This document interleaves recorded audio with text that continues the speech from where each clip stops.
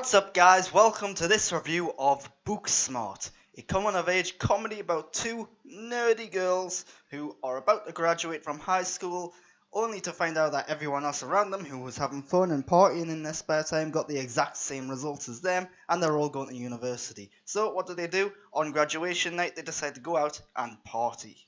So, what did I think? I thought it was good. It's a good coming-of-age comedy movie. So, one of the things you need to talk about first is the comedy.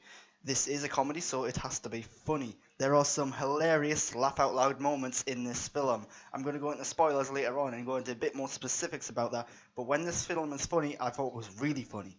However, I would say it's about 70-30 split between 70% of the jokes not being funny, 30% being hilarious. Now, the 70% that aren't funny, I think, are cringe-worthy and awkward and odd. And the thing is, I can't tell if they're intentionally that way, because these are meant to be awkward, weird, quirky girls making these jokes. So, are they meant to be funny? Are they meant to be cringe-worthy? If it's supposed to be awkward and odd and weird, then yeah, they've nailed it. If it's supposed to be really funny, then they've missed the mark a bit there. But like I said, I do enjoy this film. The jokes that work really well, and that makes up for it. So the other thing that makes up for it is that the story, while predictable and a little generic, it does a good job of sending its message across, which is to mix work with fun. And it does a really good job of sending its themes and messages out there. So the story is enjoyable, it's pretty straightforward, pretty predictable. The jokes, hit and miss for the most part, but when it hits, it's really good. The ending, without going into spoilers, I think the ending takes it a little too far, because for the most part, this film is trying to be realistic and grounded, and I think the ending just goes a little beyond what this film has already established as acceptable and normal. So let's talk about the characters. This is where the film really hits it out the park, yeah, because the characters are so good. They're really well developed.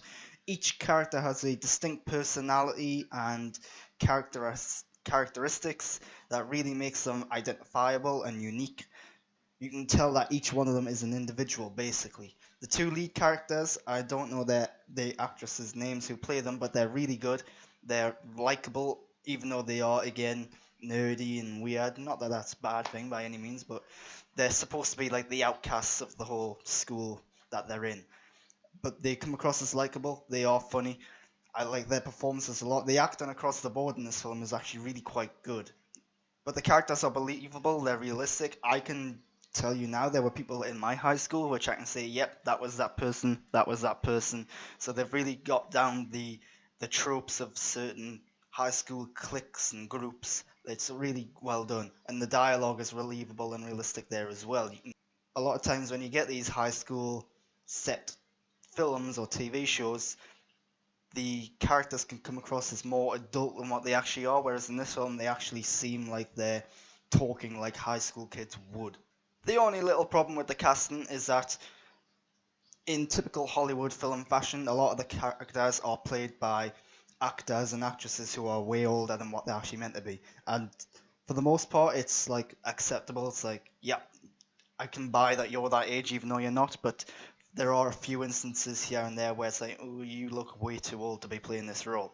So I talked about the two leads. I think they're great. The other outstanding person in this is Billie Lourd, the daughter of Carrie Fisher. She plays a really outlandish, bizarre character who you're never sure if she's just crazy or if she's on drugs or what the hell's going on with her, but she's really just out there and she's clearly having a lot more fun than anyone else in this film because of that character. And while she does push the limits of what is believable, again, there's people that I know from high school I would say, yep, that was you. So I think she does a really good job, and almost every time you see her, she's hilarious. She's the most consistently funny thing in this film, I think. So yeah, Billie Lourd really good in this.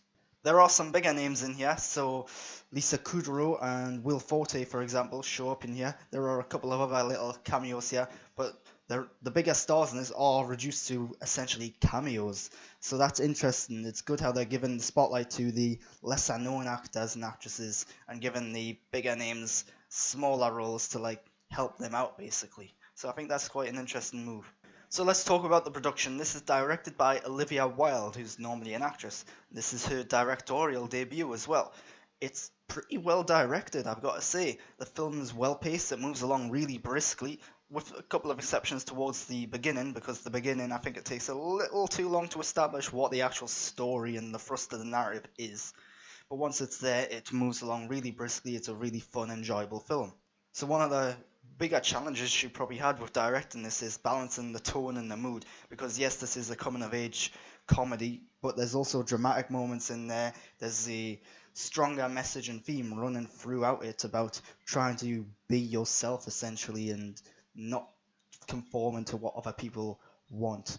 So to balance them, I think she's done a really good job and it works out really well in the end. But again, there are a couple of instances, particularly towards the end, where maybe she pushed things too far. Maybe this is more a problem with the script than it is the direction. But that's my spoiler-free review of Booksmart. I do recommend it. I think it's good. If you like high school set comedies, you're gonna love this. Again, I think some of the jokes are a bit hit and miss at times, but when it's funny, it's really funny. I am going to go into spoilers now. If you haven't seen this film, which you probably haven't because it doesn't come out till the end of this month, I did see a preview of this. So, if you haven't seen the film, go watch the film, come back, watch the rest of this. I do recommend it. If you're leaving now, I'm Grant Burton. You can follow me on Twitter and Instagram at _Grant Burton. Or you can subscribe to my channel, give me a thumbs up. I'd really appreciate any sort of support you want to give me. Leave your comments and feedback down below. Let me know what you thought of Booksmart. Let me know any questions you have about Booksmart. I'll get back to them as soon as I possibly can. But until next time, thanks for watching so far. Full spoilers now. So in typical comedic, dramatic fashion, the two main characters have a falling out about 2/3 of the way through the film. Maybe even a bit more, maybe more like 3/4 of the way through. It happens all the time. This is very conventional, very predictable storytelling in film. And that's probably one of the biggest problems about this film, is that it is just so conventional and predictable at times. So you knew they were going to fall out. We knew they were going to get back together before the end. The way in which they got back together, though, is a bit questionable because they just kind of ignore the fact that they've fallen out. They literally fall out, don't speak to each other, then the day after, they're speaking to each other again. So, yeah, maybe that speaks more to their friendship and so on. Maybe it speaks more to me that I think it's not that believable, but it feels like there should have been like just something in there to really get them clicking back together again.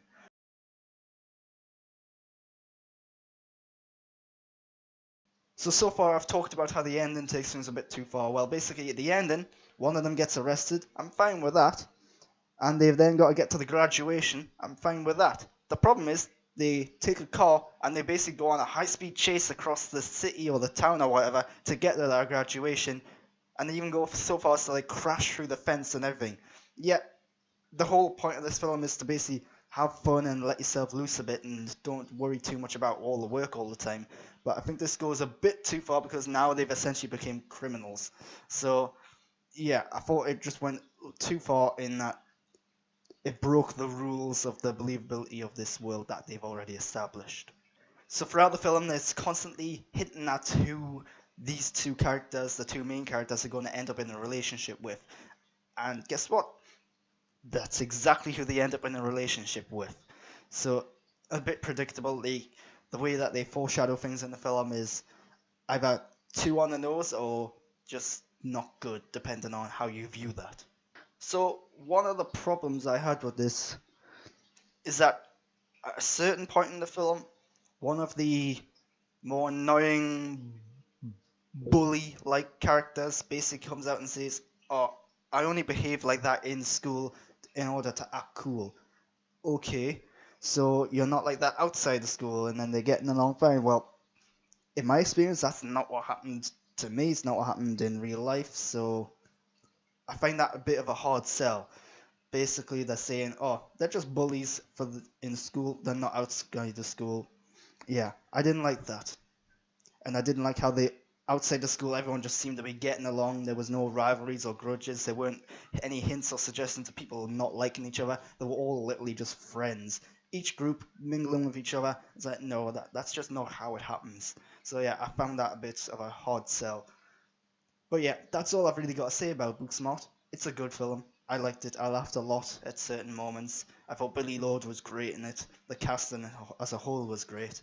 So yeah, go watch this when it comes out in cinemas. But until next time, I'm Grant Burton. You know what to do. Subscribe. Thanks for watching.